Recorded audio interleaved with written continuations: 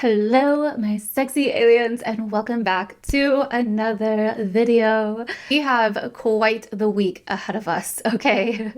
November is definitely a month that is very, very powerful, very cathartic.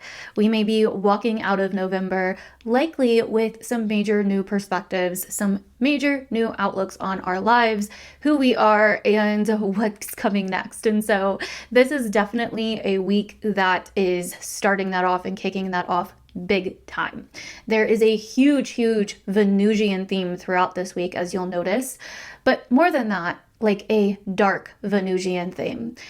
Dark feminine energy is so prominent this week and really this month in November, as we see so many things happening with Venus and all of that. And so this is a week where we are going to be really kind of untangling old things and finding meaning and purpose within old suffering paradigms, and also having the faith, having the self-belief through that new meaning and purpose that we find, but also learning how to own all of it.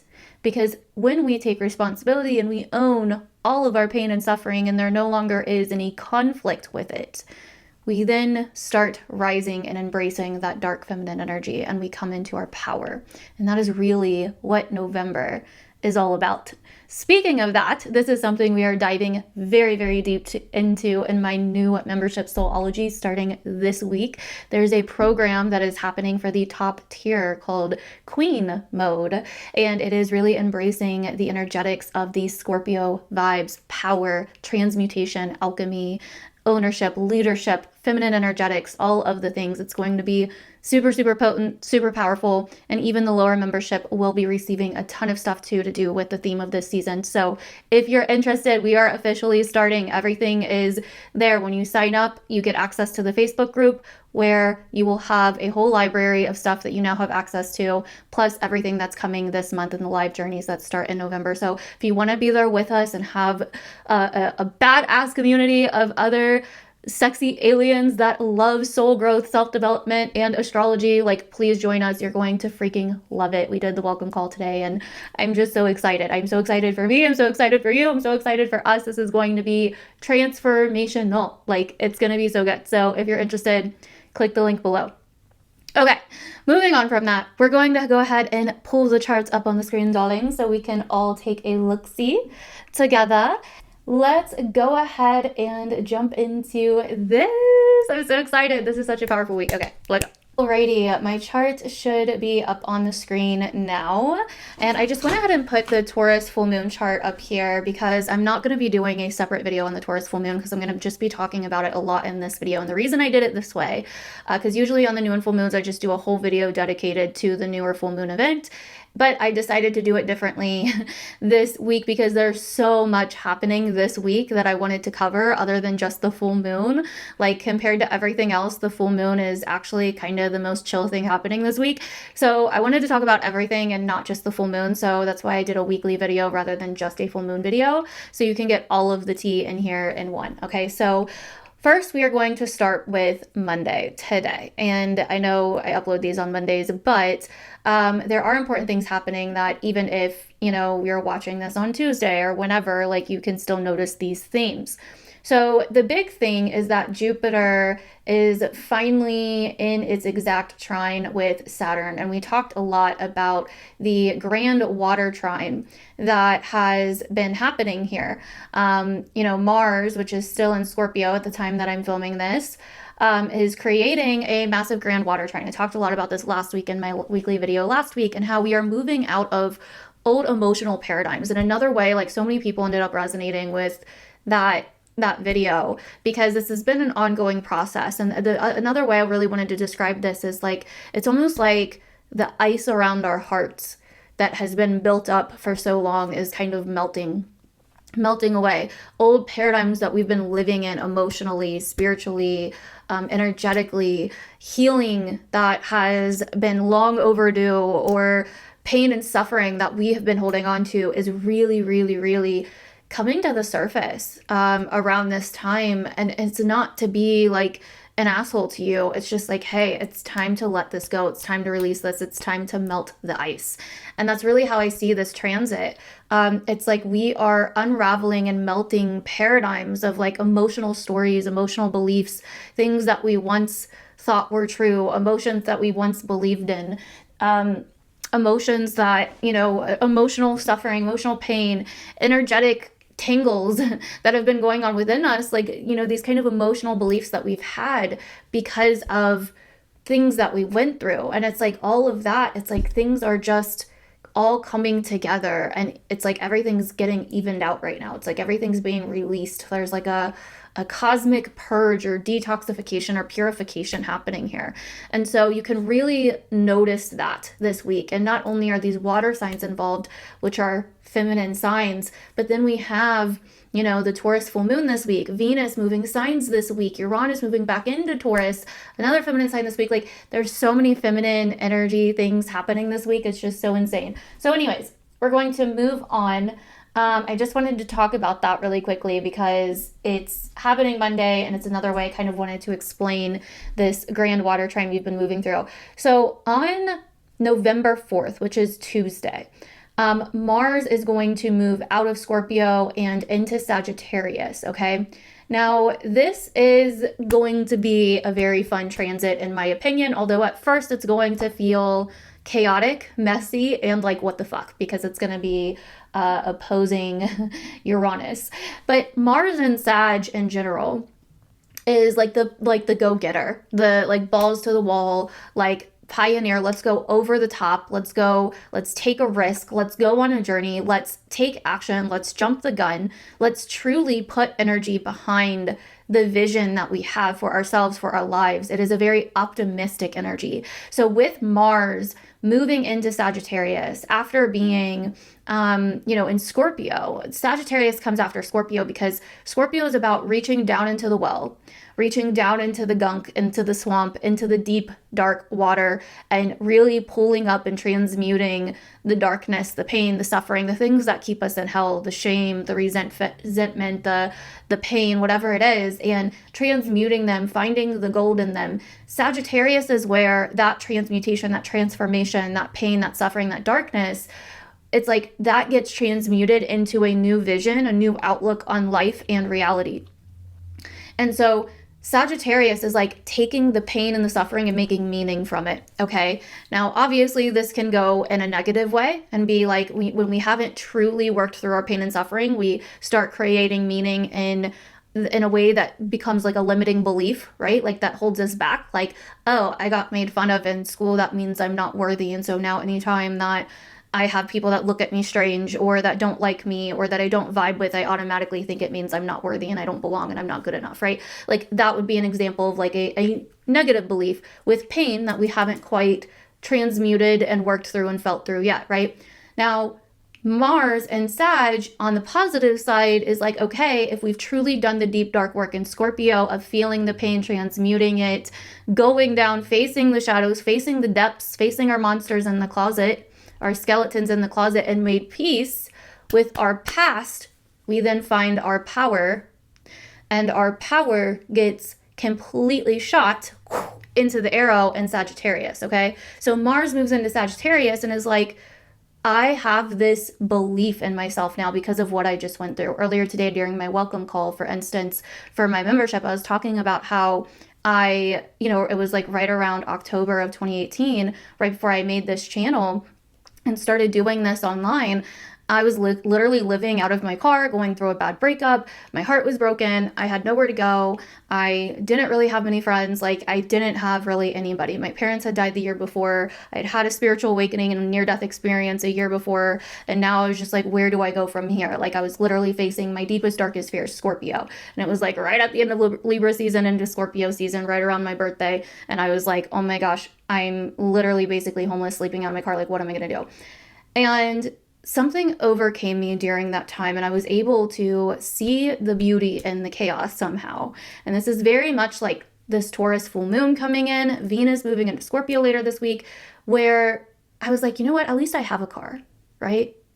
Like, we do this so often. We like sit there and we complain about the lack and the things that we don't have and the things that are being done to us and how we're being treated unfair and how this is happening and that is happening. And this happens in a spiral, in a tornado, until we go so far downward that like we are humbled, we are humiliated, we hit some kind of rock bottom, and then we realize none of that was really important. All the things that we were attached to, right? Taurus full moon, Taurus energy, all the things that we were attached to that we thought we needed, we didn't. We realized that the power has been within us all along. And when I went through that journey in my car, after, you know, not knowing where I was going to live, and I went through this shift within myself where I just accepted and surrendered to the fact that I might be sleeping in my car for the winter. And at least I have a freaking car, even though it was barely hanging on, at least I have a car. And I was just able to be in that. And from there, it was like the universe started like working out for me again. All of a sudden, doors started opening, opportunities, potentials, but I didn't need them to. I just had this new belief in myself where I realized that if I can deal with this, if I can handle this, if I can hold all this pain and suffering, I can deal with anything. And that's really Mars moving from Scorpio to Sag, along with Mercury. It's like we're realizing that we're extracting meaning from those experiences, but it doesn't have to be negative. Okay, and this Mercury retrograde that's starting at the end of this week could definitely be us untangling some meanings, some limiting beliefs where we have attached to old pain that we're like, oh, it meant this, this, and that. And sometimes even a positive belief can eventually become limiting.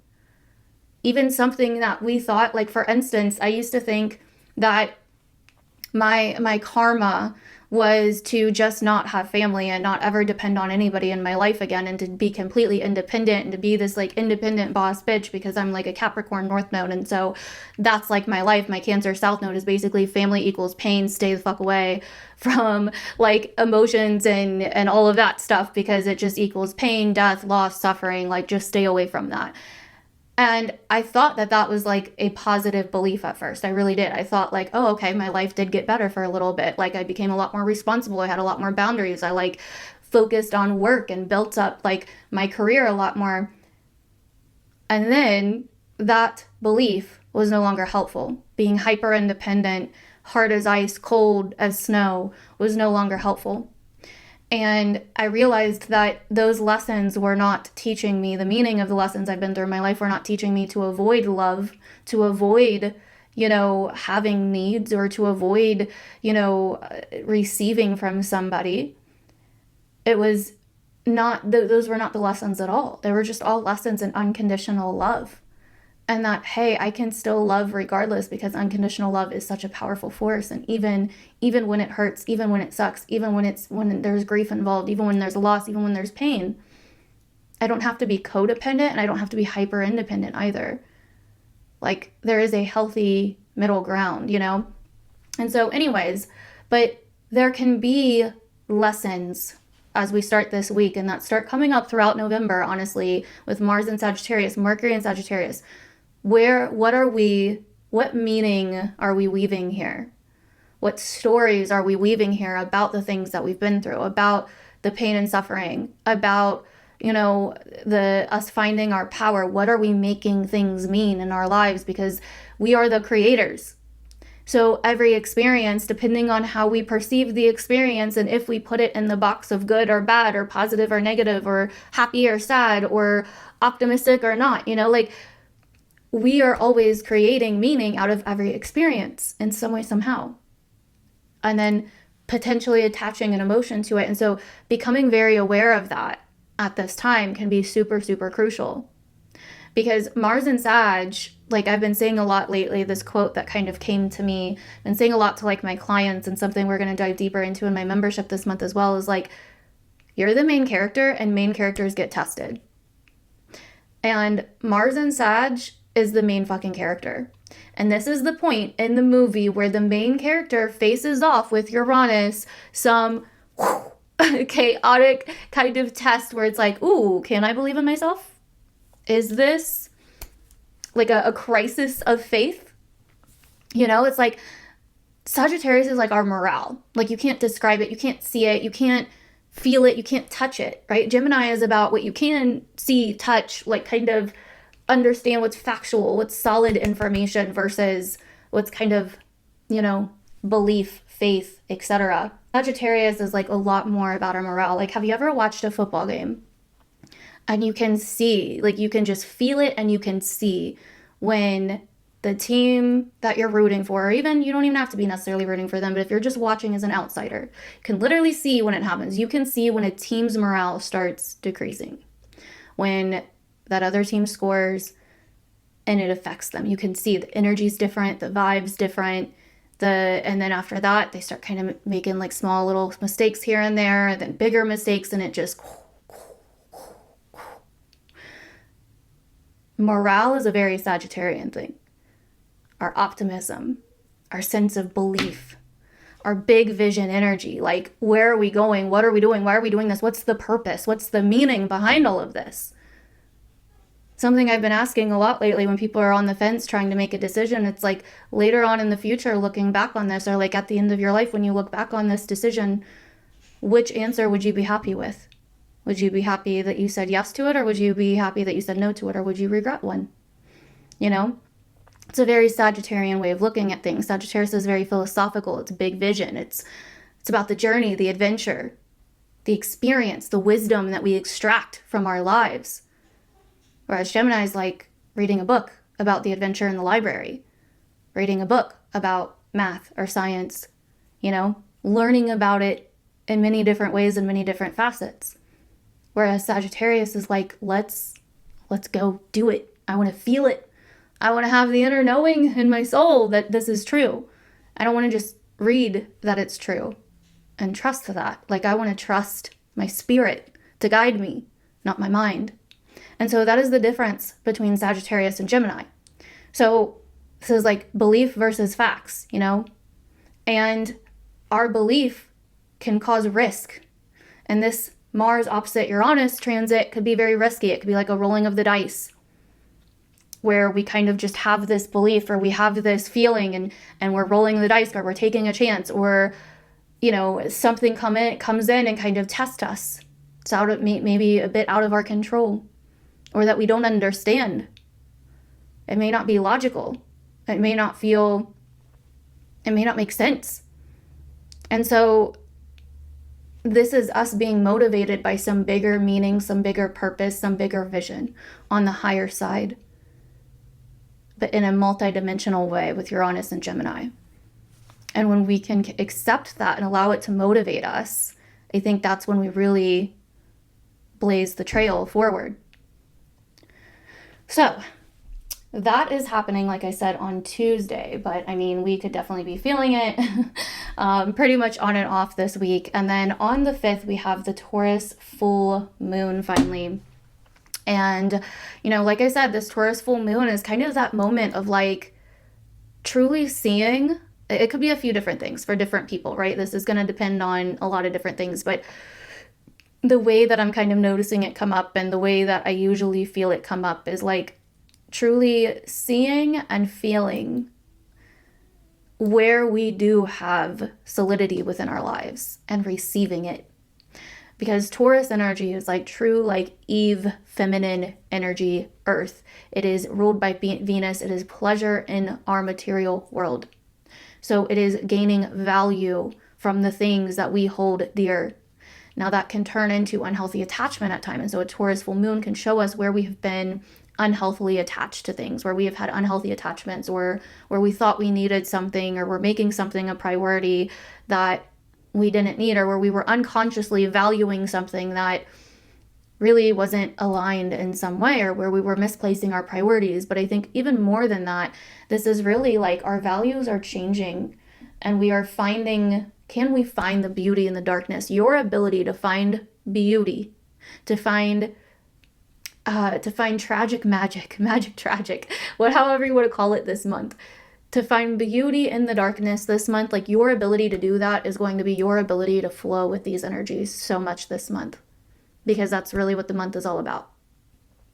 Like this Taurus full moon's always, the full moon's always reflecting the sun's light.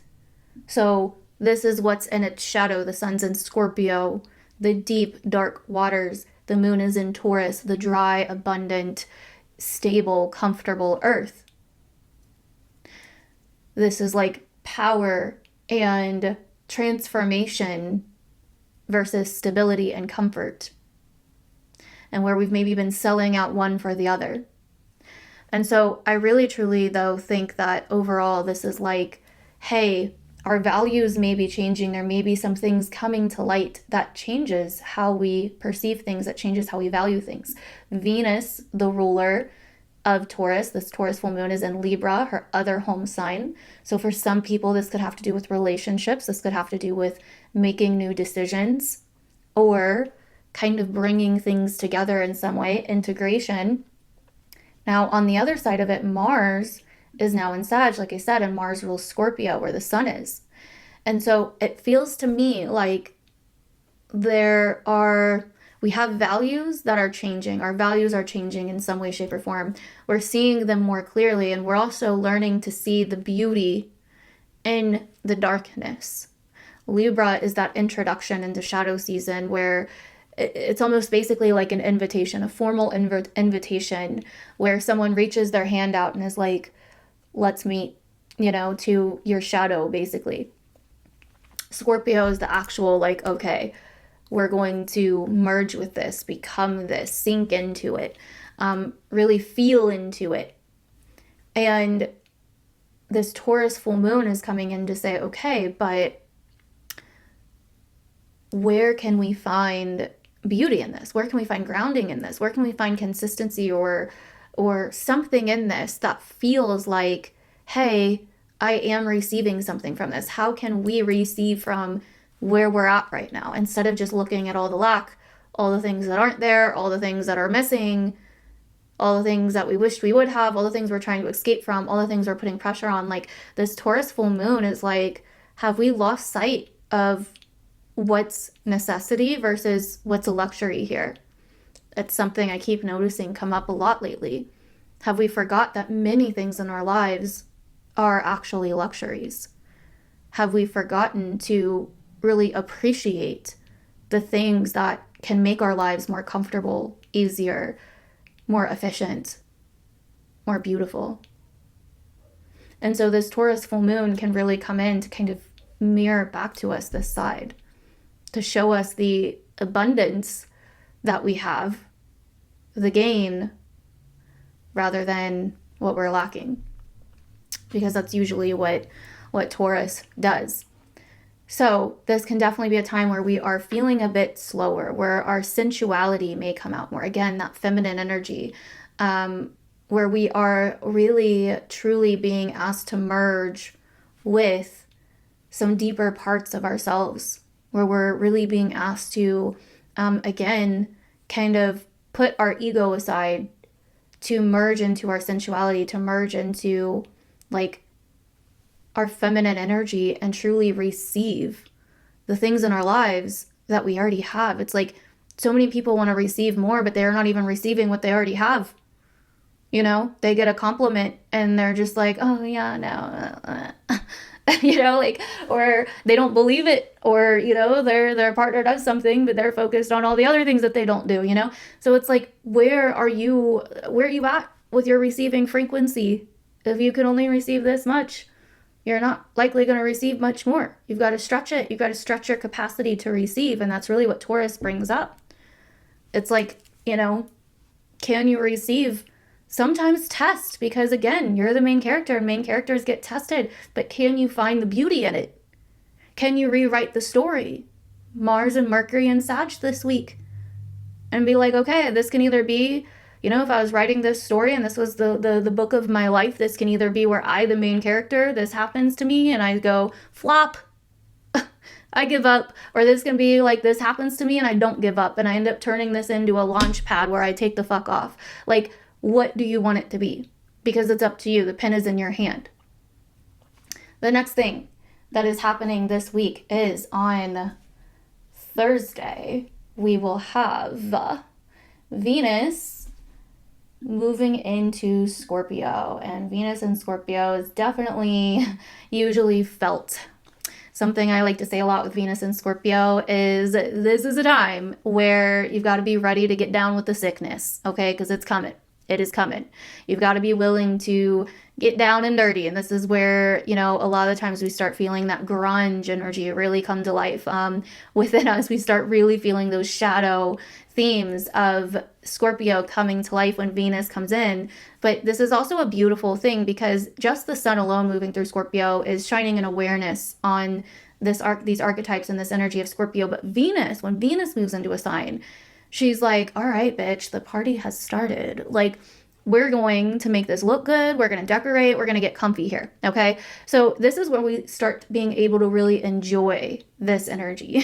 It becomes like, and don't get me wrong, it won't all be enjoyable necessarily, but it becomes a lot easier to find the beauty, the pleasure, the enjoyment in this with Venus and any sign. Okay. So this is where we get down with the sickness. Okay. And we, like, the kind of way that I kind of feel about this is like, you know, if Scorpio is like a cave or like a swamp, you know, Venus is like, all right, like, I'm going to make the best out of this. Like, I'm going to be the queen of it. So I'm going to be the swamp queen or I'm going to be the cave queen, one of the two, but we're making this happen. Like, we're merging with it. Okay. And Venus and Scorpio really brings up this archetype of pleasure and pain and that line in between, and where, you know, we can sometimes cross it, and we can find that actually, if sometimes through pain, through fear, through challenge, we actually do find fulfillment by going through the very thing, you know, facing the fear or like feeling the dark emotion that's going on with us so that we can purge it, so that we can feel more comfortable, more alive, more free. You know, like, it's not always this like, you know, super dark, gloomy process, you know, like, it's like, this is where we kind of like enjoy the process of shedding our skin and go a little bit, like, embrace the mad woman a little bit, you know, embrace the maniacal laugh, and like, you know, embrace the witch archetype, embrace, you know, all of these like deeper Scorpio energies, and allow ourselves to go a little mad, you know, embrace the dark feminine. And really, the feminine can turn anything to gold. Venus can turn anything into gold, you know? So it's like, it's up to us how we want to create with this energy. Venus and Scorpio is like, how do you want to create with this energy? How we can have fun with it. It doesn't have to be like all like doom and gloom. Although in the very beginning, when Venus first moves in, from about, you know, the 6th to the 7th, so Thursday to Friday, Venus will unfortunately square Pluto. And I don't say unfortunately as if it's like super bad, but this is going to be different for different people. This is going to bring up dynamics around power, you know? And again, it is what you make of it though with Venus here.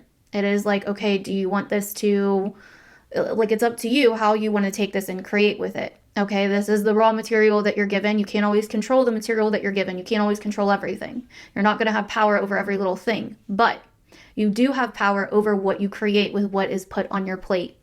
And with Venus square Pluto, there can definitely be some stuff that comes up from the shadows, that comes up from the dark, murky swamp, bubbles up to the surface that we may not have seen coming. Or it could be like, it literally could be fear. It could be emotion, triggers. It could be so many different things, information, people, you know, situations. But the way that I see this, like the quote that really came to my mind when I was looking at this was a quote that I created years ago. And it says, it's the quote of, if you're going to walk through hell, sometimes you might as well become the queen of it, because why the fuck not? You know, like Pluto, Venus, this is like Persephone's Hades, you know, like this, like that kind of vibe. So it's like, if you're gonna have to walk through hell, you might as well become the queen of it, babe.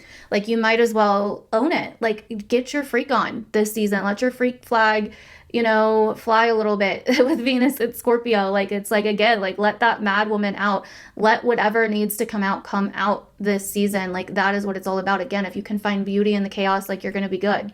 And so this is definitely, though, a transit that is like, okay, where is our power at?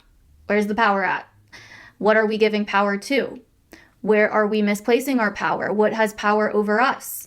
And also, where are we powerless? What are we powerless over? what's within our control and what isn't. And this is where we've got to get really clear about that.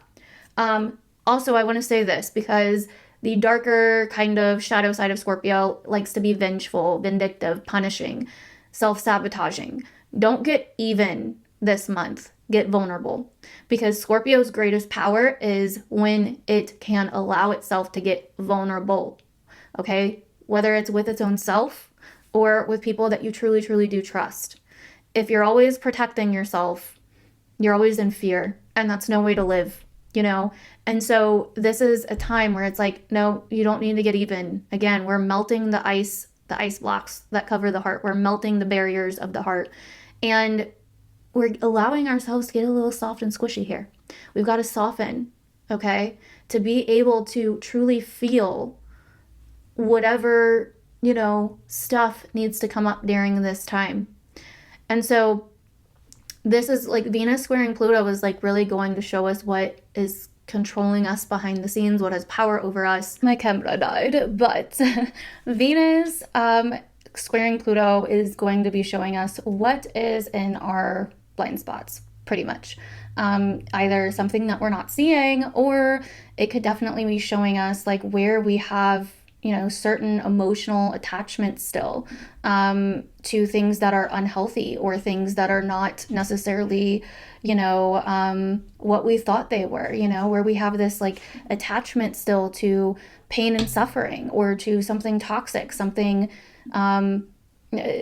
that's not really actually helping us move forward. My chart should be back up on the screen now.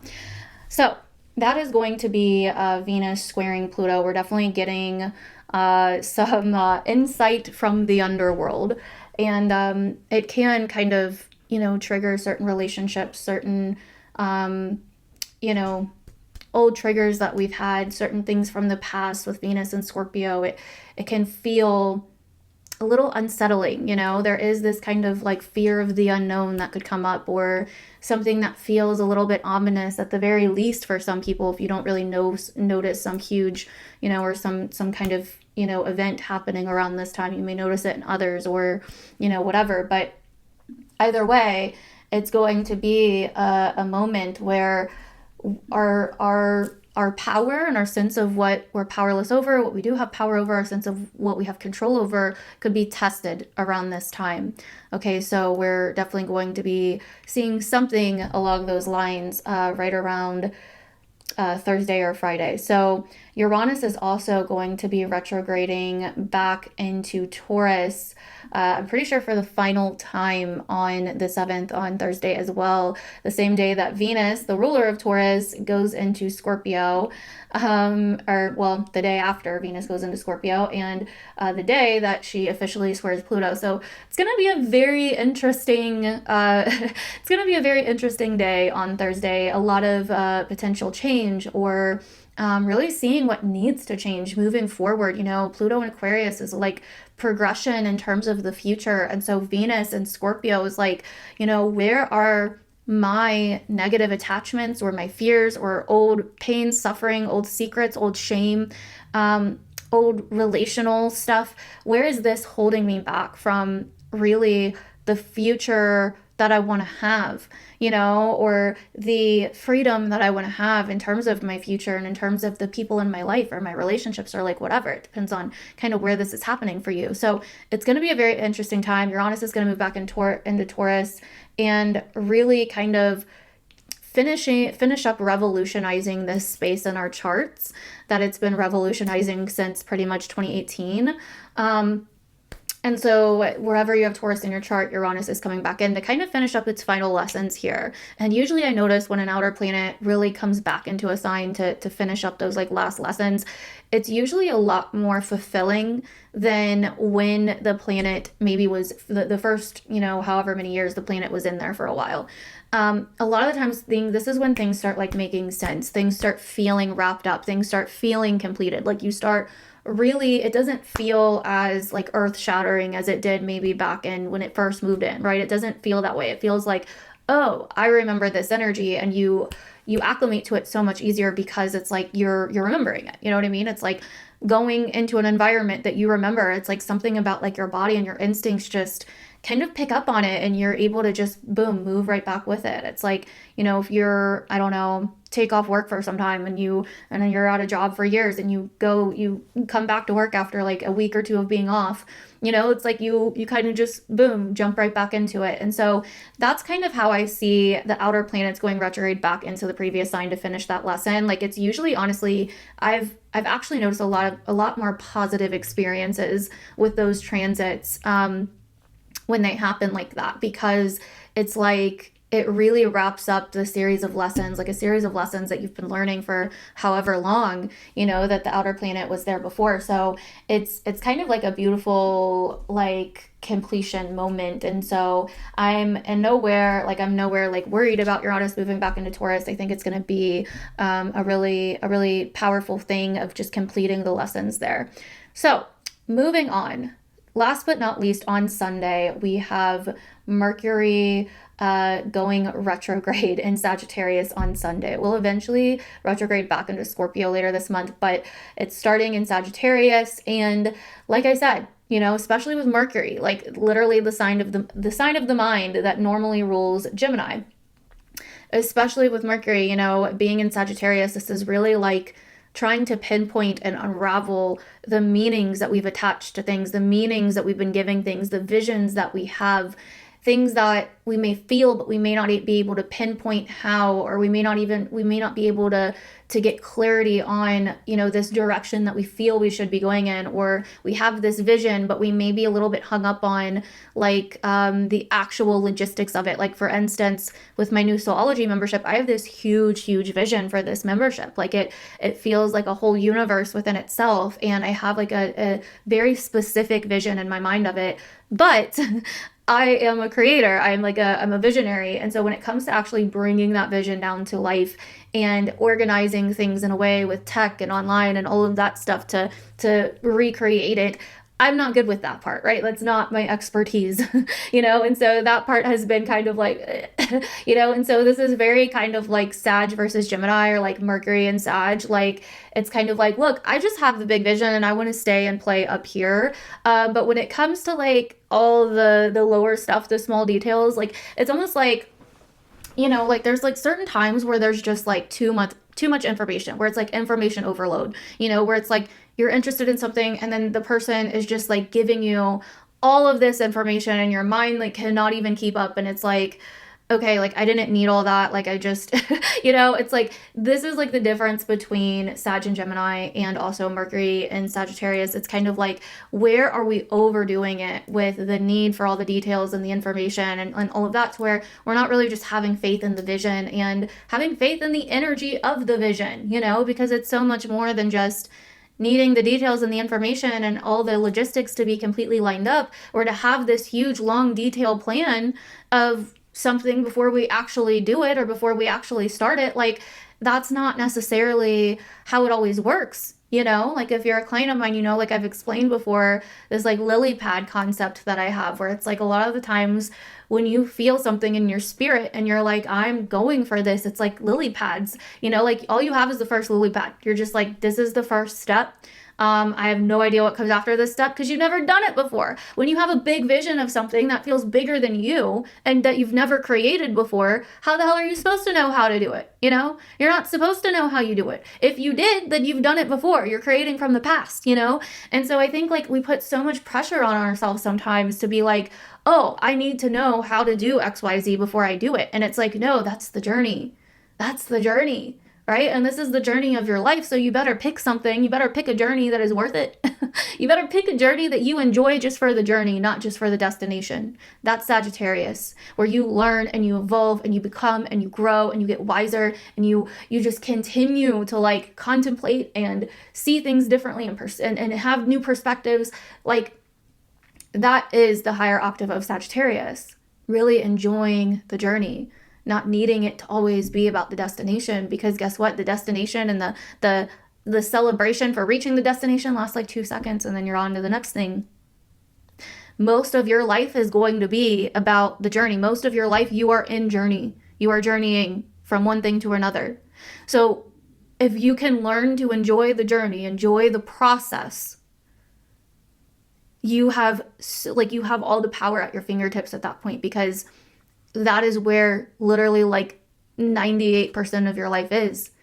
98% of your life is spent in the journey, not in the destination, you know? And so I think when we really truly download that into our being, we start treating life very differently.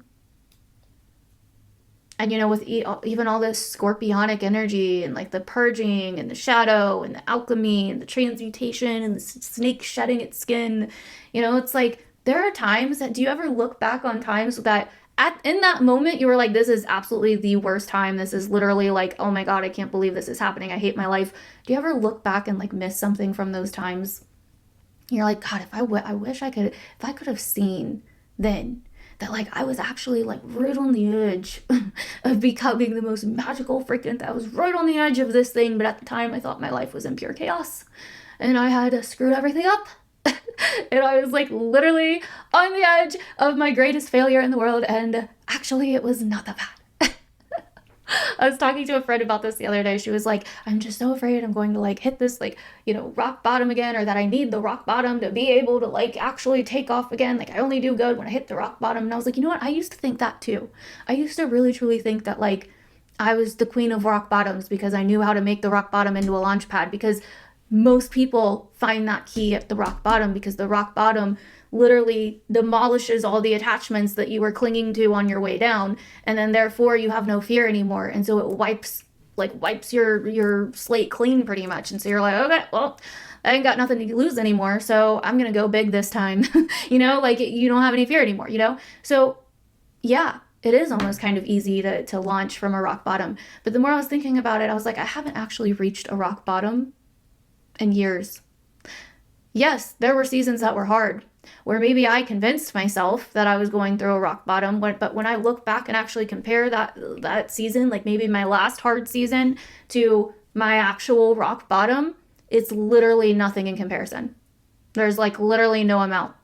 And when I look at my rock bottoms as a whole and in comparison, I realize that my rock bottoms have gotten significantly better over the years, you know, to the point where they're not even rock bottoms, they're just rough seasons.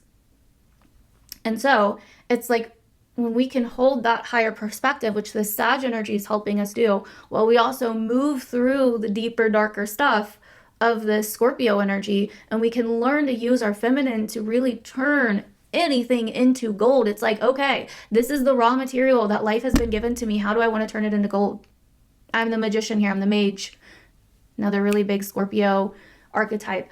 How can we turn this into gold, baby? Does it have to be a bad thing?